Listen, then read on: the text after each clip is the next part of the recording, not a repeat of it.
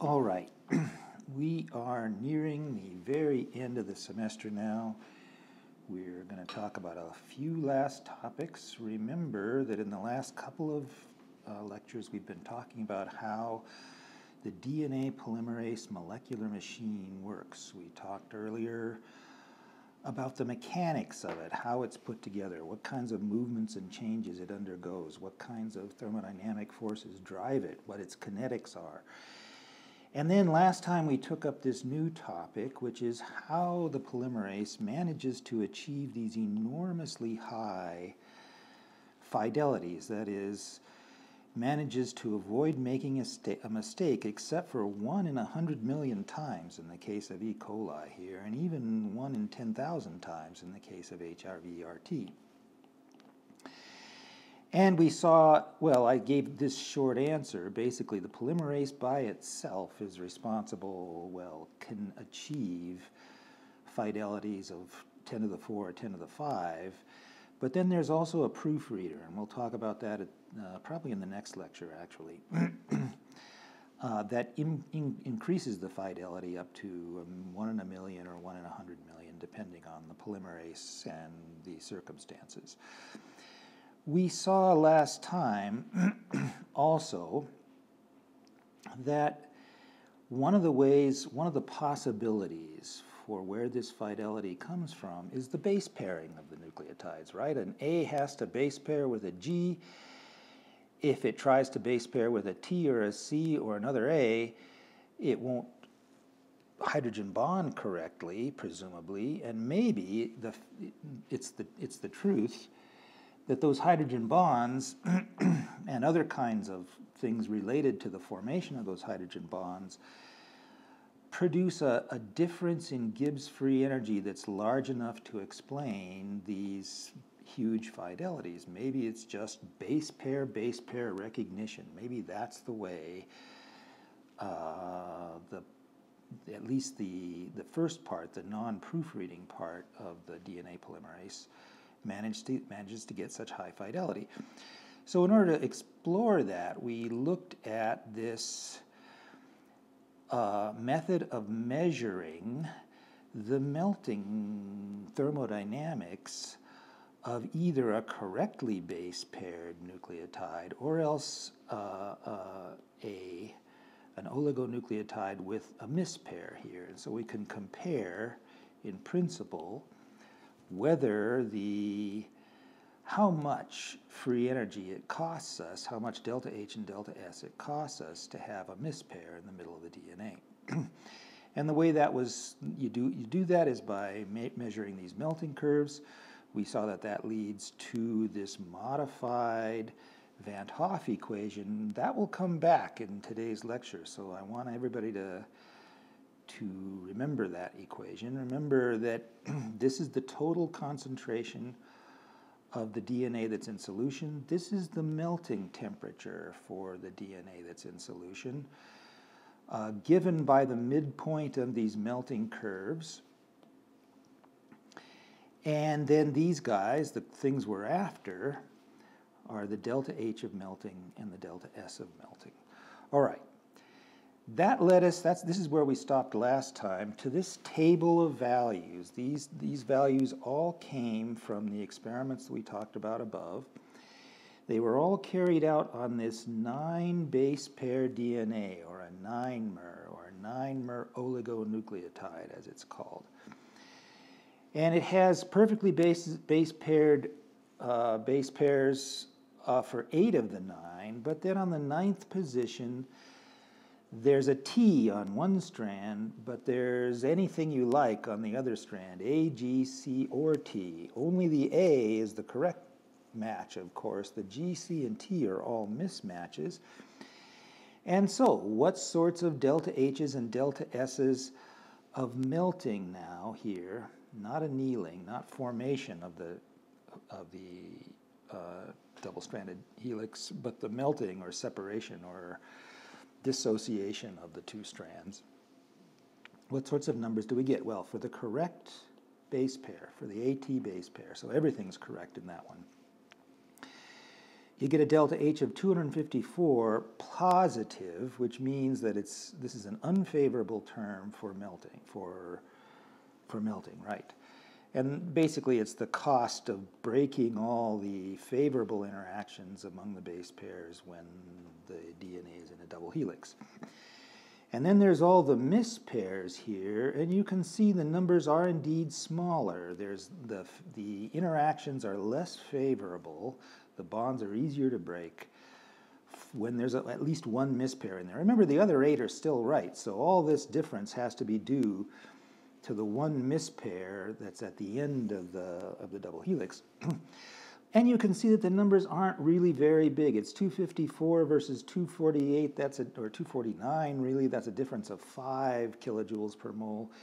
Here it's 245, that's a difference of 9 kilojoules per mole. Here it's 235, that's a difference of, 19 kilojoules per mole. The TT interaction is apparently fairly disruptive, but the other ones aren't so bad at all. Let's look at the entropy then. So we got the enthalpy and the entropy from these melting curve lines up above, this Van Hoff analysis up above. For the completely correctly paired oligo, it's 711. And you can see, and notice positive, right? So this is a favorable term when the double-stranded DNA melts, it forms 2 single strands. They obviously have a lot more chain entropy than the double-stranded form had, and so you gain a whole bunch of entropy, quite a lot.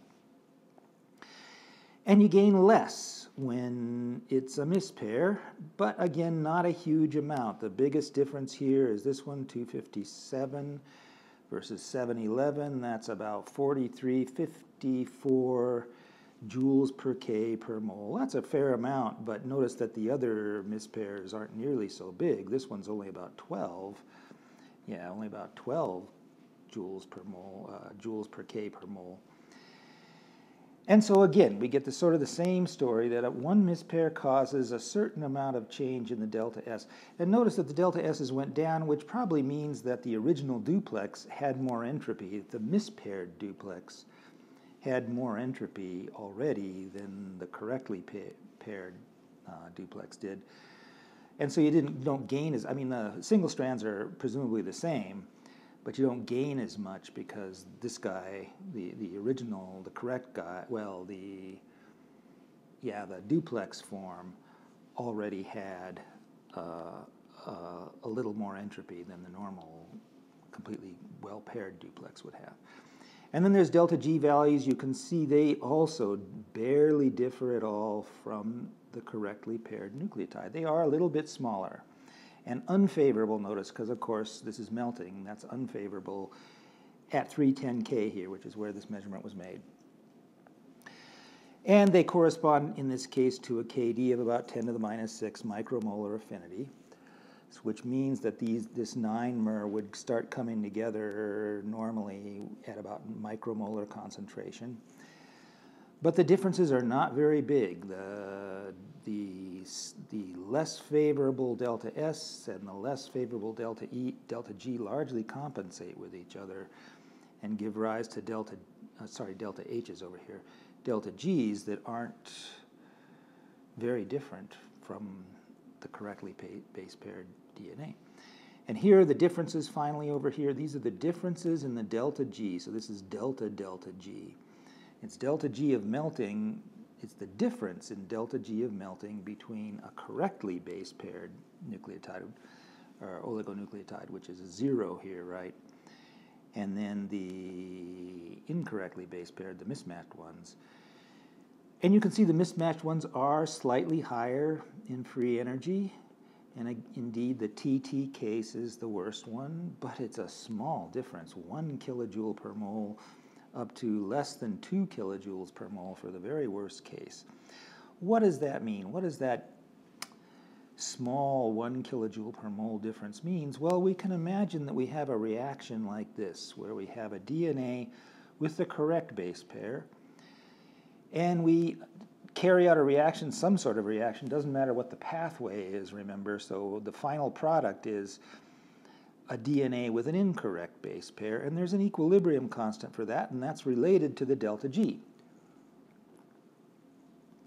And furthermore, that equilibrium constant is equal to the equilibrium ratio of the concentration or population, if you like, of correctly base paired DNAs over the population of incorrectly base paired DNAs. At equilibrium, we put in e to the minus delta G over RT. That's e to the minus this 1, or 1.4 or 1.7.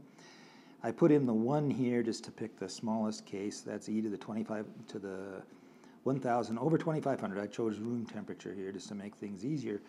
And that gives you 1.5. In other words, the ratio of correct to incorrect DNAs is, according to thermodynamics, is barely bigger than 1. If we were truly at equilibrium between correctly and incorrectly base paired DNAs, it'd be about 2/3 correct and about 1/3 incorrect. In other words, you'd have a lot, 33% or so, of incorrectly base paired DNA in there. And that applies all the way across, right, for any DNA.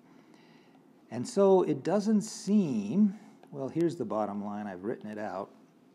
There's barely any preference thermodynamically for the correct sequence, for the correctly base paired DNA. Or put another way, introducing a mispair, a mismatch into the DNA doesn't cost you very much thermodynamically. It isn't very disfavored.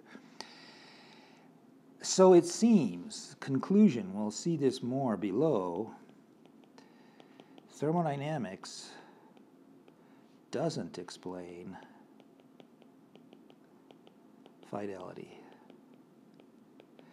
If it were up to thermodynamics, DNAs would have, well, a mispair probably every 20 or 30 base pairs in there. You'd have a mostly double-stranded DNA, but there would be a lot of mispairs in it.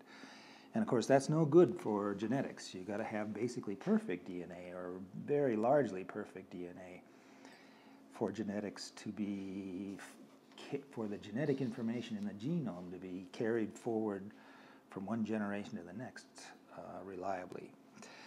All right, so that's our first conclusion, and an important one, and we'll pick that up again, but we're going to have two little asides first.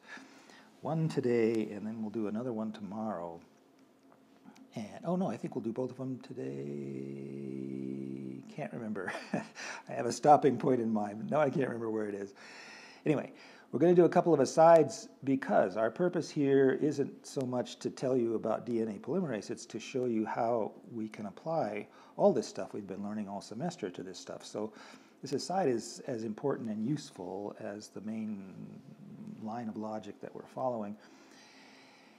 And the aside is trying to answer the following question. If the delta S of melting is about 700 joules per K per mole, as in the table up here, right, around 700 here, and the delta H is around 250, as in the table up here, and if you divide that by the number of base pairs so that you get the delta S and delta H of melting per base pair, then it's about 80 per base pair for the delta S and about 30 per kilojoules per mole per base pair for the delta S of melting. Where do those numbers come from? Can we understand, by looking at the structure and knowing what we know about thermodynamics and what gives rise to delta H and delta S, can we understand where those things come from? And the answer is we largely can, and so let's do that. First of all, let's look at the contributions to the delta S of melting. So in other words, the increase in delta S in entropy that you get when the double strands come apart. To do that, we're going to look at three bases on a single-stranded DNA here, right? So this is the backbone of this single-stranded DNA, and here are the bases, and here are the sugars.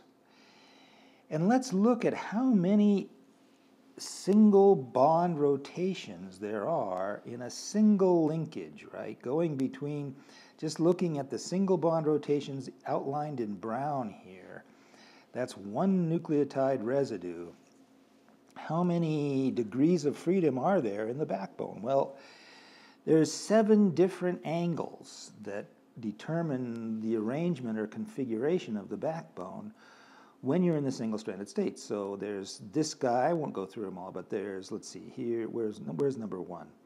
There's, where's number 1? There's number 1, there's number 2, there's 3, there's 4, there's 5. Those are all single bonds on the backbone. And then there's another one, the so-called glycosidic angle, the rotation angle of the base around the bond that hooks it to the sugar here. So this is the sugar. And then the sugar itself has some ability to deform itself. That's called sugar pucker. And that amounts to one more angle. So altogether there's 7 different angles in one nucleotide when it's free, when it's in the single-stranded state. What happens when you lock it up in a double-stranded state? Well, that's what these numbers are. That's what these numbers are. Those are all estimates for how many states are lost when you lock everything up in the double-stranded state. And since all of them get locked up at once, it's the product of all those numbers tells you how many states, how many rotational states, if you like, how many quantum states, really, you're losing when you go from single-stranded to double-stranded. This is just the chain entropy now, no other effects, right? No effects of water or bond stretching or anything else. Just the pure bond rotation, internal bond rotation or chain entropy associated with the backbone. And here's the calculation. We multiply all these numbers together, 3 times 3 times 2 times 2 times 2 times 1 times 3, and all of that squared because whatever's happening on this single strand is also happening on the other single strand. So there's 2 of each of we're losing not 2 but actually 4 states when both single strands come together. And that gives us a total of 216 squared. And now we use delta S is equal to R log W free over, that's random, over WH. That's the formula up here. And for our purposes here, WH is 1, and WR is this number. And that gives a delta S of about 90 joules per K per base pair that gets melted. Up here we got that the actual delta S is about 80 joules per K per mole of base pairs melted. And so the pure chain energy effects or chain entropy effects are enough already to explain the full delta S change that we see in these experiments. And that's probably, I mean, other things are going on, and obviously the calculation we did here probably overestimates the chain entropy part because we got a number that was actually bigger than the experimental number. And there are other effects also. Or maybe there are some effects that actually reduce the entropy, I'm not sure. But anyway, point is that largely probably the change in entropy in the entropy of the DNA when it melts is largely due to the extra freedom in the single-stranded chain compared to the double-stranded chain. There are other possible entropic contributions. Here they are. So first of all, yes, you're going from one double-stranded molecule to 2 single-stranded molecules. That gives you some extra delta S. The phosphates on the outside of the DNA are negatively charged. They're going to attract ions and water.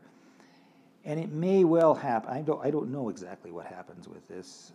The sign of the delta S in this I'm not at all sure of, but when it melts, it may be that you also release some water. I could easily believe, though, that it goes the other way, that you actually bind some more water up once it's melted. So I'm not sure which way the sign is on this one. And then finally, there's the hydrophobic effect. When the DNA is in its double-stranded form, the bases are relatively sequestered from water, but when it's in the single-stranded form, then the bases are fully exposed, well, pretty much fully exposed to water. And remember that the bases are relatively hydrophobic, so there's some reduction in water entropy that you'd expect from the hydrophobic effect here. And that may indeed cancel some of this chain entropy. We got 90 here, the actual value is 80. Maybe the difference of 10 is the result of this hydrophobic effect from exposing the bases. All right, so we can understand, qualitatively at least, where that entropy comes from when melting DNA. What about the enthalpy? Well, basically enthalpy is interactions or sticking or bonding, if you like, weak bonding, if you like, so we just got to look for interactions. There's, of course, the base pairing. And then there's also the stacking. We'll look a little bit more carefully at the stacking down below. The delta H for stacking is about 20 kilojoules per mole per stack, and that's the biggest favorable contribution. The contributions from H bonding is about minus 4 kilojoules per mole. So that's 8 kilojoules per mole since there's 2 hydrogen bonds for an AT base pair and about 12 for the CG. So the CG or GC base pairs are a little bit more stable because of the hydrogen bonding than the AT base pairs, but not a huge ton. And both of these numbers are, of course, smaller than the 20 kilojoules per mole that you get from stacking. What does that stacking mean? Well, I mentioned this earlier, that the bases are aromatic, and that gives you a big van der Waals or dispersion contribution. But there's another one, too, and that is that there are partial charges all over the DNA bases, and when they stack on each other, they tend to stack in a way that those charges are interacting with each other favorably. So there's also an electrostatic contribution. Of course, like all electrostatic contributions, you have to take the difference between what you get after you've stacked versus the cost of desolvating the bases, that is, taking the water away from those charges. So again, I'm not sure how big that effect is. I haven't actually seen an estimate of this effect, or at least not for a very long time, and now I don't remember what the number is. But anyway, it does contribute a little bit to the favorability of the stacking, or so I believe. All right, that was the first aside. The second aside is that if we have numbers like we have above for how much how much enthalpy and entropy and ultimately free energy you gain by or lose by annealing a DNA into a double helix, then we can do that as a function of sequence for 2 base pair DNAs. Now, how people do that, a 2 base pair DNA is not stable in water, so you can't just do this directly. The way it's done is with bigger DNAs and then some fitting processes, but we don't need to go into that. The result is this table. You get a table for what is the delta H, what's the delta S, and what's the delta G when you form from a single strand a double-stranded, say, GC-CG 2 base pair sequence, and the same thing for GG-CC and so on. And there are 10 of these possible 2 base pair sequences listed in the gray boxes here. And then there are 6 others. There are 16 total possible 2 base pair sequences altogether. So there are 6 others that are equivalent to some of the 10 that are mentioned before. I think I talked about this before, if I remember, at some point.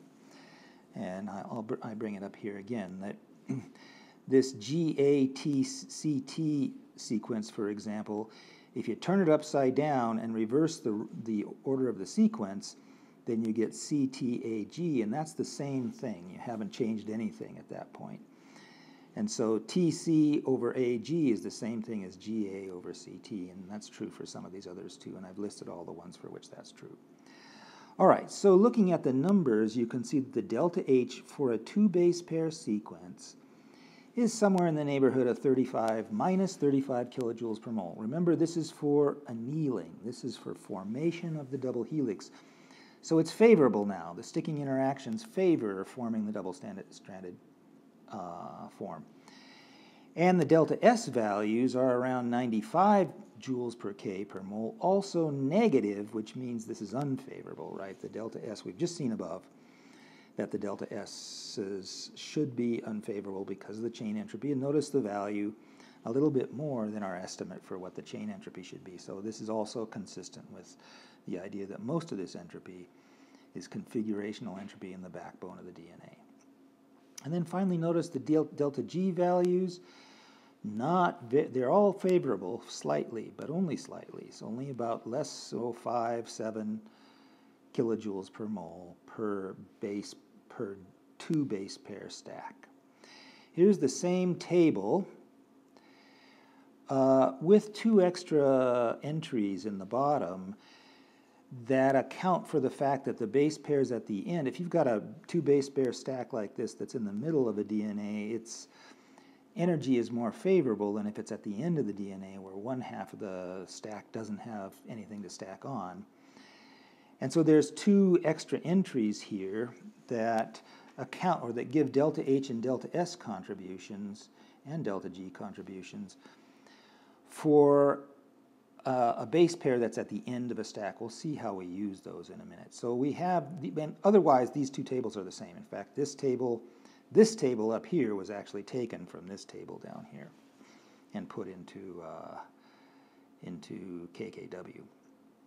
All right, so let's do an example. These numbers can be used for very useful calculations. They can be used to predict the melting point of a short DNA. So for example, this DNA up here, this one up here, we can use those numbers to predict the melting point of that DNA.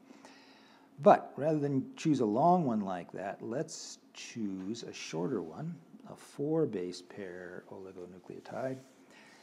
And let's use these numbers up above to calculate the delta H and delta S for the annealing of this single strand with that single strand to form a completely complementary 4 base pair duplex DNA. We're going to use what's called the nearest neighbor model. That's where these numbers actually came from, and they've been optimized to make such models work well. And so here's how that works. First of all, as we look at our sequence here, we notice that there's a CG base pair, a single CG base pair at one end. That means we add an end effect term of 0.4 for the delta H and minus 11.7 for the delta S. Those are these numbers here. There's the 0.4 for a CG base pair. There's the minus 11.7 for the delta S. So we add that. We also do that at the other end, notice. There's another end at the GC base pair at the other end, and there's a plus 4 here and a minus 11 there that came from those end effect terms. Then there's a 2 base pair duplex here, and its sequence is CAGT. We look on the table, there's CAGT. Delta H is minus 35.6, delta S is minus 95. There's the minus 35.6, there's the minus 95, so we add that in. Now we go to the next 2 base pair grouping over, which is this one.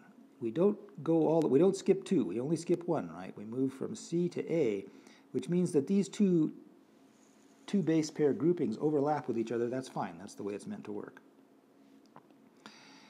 So this ATTA is this one, minus 30 and minus 85. There's the minus 30. There's the minus 85. And then the last one, TGAC. We look on the table. If we look in this column anyway, there's no TGAC, and that's because TGAC is one of these that's equivalent to this one. So the TGAC is really a CAGT. And that's another minus 35.6 and another minus 95 down here in the delta S. You add them all up together and you get minus 100 kilojoules per mole for the delta H and minus 299 joules per K per mole for the delta S.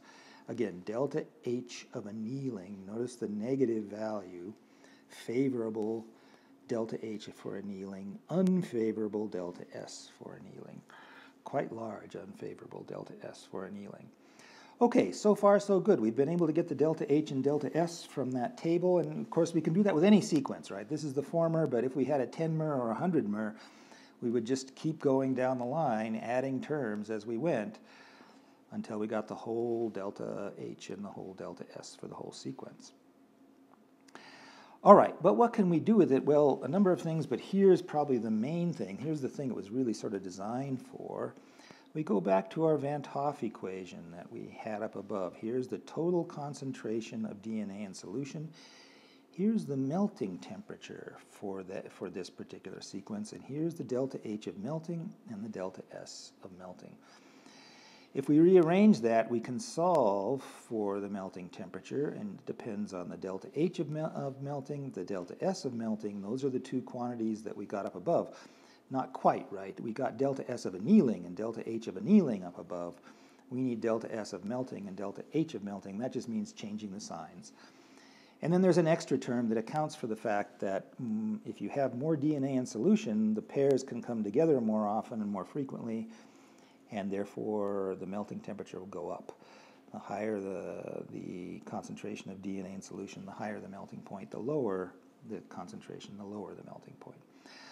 So let's suppose we choose a concentration for our former up above of 40 millimolar. That's a very high concentration for a DNA. DNAs they're normally in the micromolar range, but even for oligos. But let's suppose we put that number in. We put in our 100.5 kilojoules per mole for delta H. We put in our 299 kilojoules for delta S, reversing the signs, of course, because these are delta H's and S's of melting. We put in our 40 times 10 to the minus 3 millimolar, so 40 millimolar, in for the total concentration, and you get out a predicted melting temperature of 298 K. What that means is that at room temperature, we're right at the melting point. And remember, the melting point is the point where half of the DNA is duplex and half the DNA is in double-stranded form, or in single-stranded form, sorry. So even at room temperature, this oligo is so short that it's not really stable. Half of it's already melted even at room temperature. If we repeat that calculation now, changing only one thing, namely we change this concentration to 40 micromolar, so we go down by a factor of 1,000 in the concentration of the DNA, and redo the calculation, then you get a prediction of 255 K. That's below freezing, right? 273 K is freezing for water. So this says that if you lower the concentration significantly down by a factor of 1,000 here, then this duplex DNA, or this DNA, isn't a duplex at all. It's completely melted anywhere, anywhere where water is still not frozen. All right, so that's a useful thing if you go out into the literature or out onto the websites and you order an oligonucleotide to do PCR, let's say. There will be little calculators on some of those websites that predict the melting point for you. They use an algorithm very much like this. I think some of them use somewhat more sophisticated models than this one, but a lot of them use something very close to this one. So this tells you where those melting point predictions are coming from. And I guess it also illustrates just how powerful thermodynamics is. We can predict something very useful at a practical level. You have to know the melting point if you're going to do PCR. You got to know that your oligo isn't going to stay together when you raise the temperature in order to do another cycle of PCR. And so, yeah, you got to know that it was together when you're at the lower end of the PCR. So, yeah, the melting point is an important parameter. All right, that is it for today. Next time, we'll turn to our main topic, which is the fidelity of DNA. And we've already found out that it isn't due to thermodynamics. The only other real possibility is that it's somehow due to kinetics, and that in fact is true. We will see how that's true next time.